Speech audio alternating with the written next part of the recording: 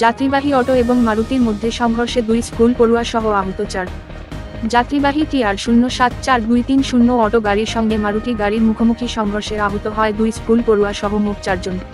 ঘটনাটি ঘটেছে রবিবার দিন বেলা 2:30টায় বিশ্রামগঞ্জ থানার অন্তর্গত দেওয়ানবাজার ডন বস্কো স্কুল সংলগ্ন এলাকায়।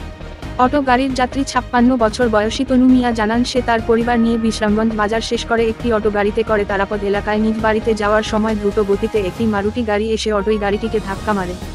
মারুতি গাড়ির ধাক্কায় অটো গাড়িটি উল্টে গিয়ে মারাত্মকভাবে আহত হয় তনু মিয়া 56, তার স্ত্রী খুদেজা খাতুন 50 এবং তার 2 নাতনি স্কুল পড়ুয়া রচনা আক্তার 12 এবং সুমাইয়া আক্তার 15 সঙ্গে সঙ্গে একটি প্রাইভেট গাড়িতে করে এলাকার লোকজন তাদেরকে বিশ্রামগঞ্জ হাসপাতালে পাঠিয়ে দেয়। বর্তমানে বিশ্রামগঞ্জ হাসপাতালে চিকিৎসা চলছে তাদের। তবে প্রত্যক্ষদর্শীরা জানিয়েছে অল্পেতে রক্ষা পেয়েছে 2 স্কুল পড়ুয়া সহ তনু মিয়ার পরিবার। বাজার থেকে একটা গাড়ি তারাপদ থেকে নামছে নাইমা একবার ওষুধটা লং সাইডে বেশি বেড়ার সাইডে হে গাড়িটা দেখে তবে হে গাড়িটা বাড়ি দিয়ে লাগছে আমরা বাড়ি দিয়ে আপনার ফসল হয়ে গেছি। কয়জন আসলেন আপনারা গাড়িতে? 4 জন, ড্রাইভার সহকার 5 জনই আহত হয়েছে। ড্রাইভারটা নষ্ট হয়েছে। আপনার বাড়ি কোন জায়গা? বাড়ি তারাপদ। এখন কই আছে? এখন তো বিশ্রাম অফিসে গেছে। আবার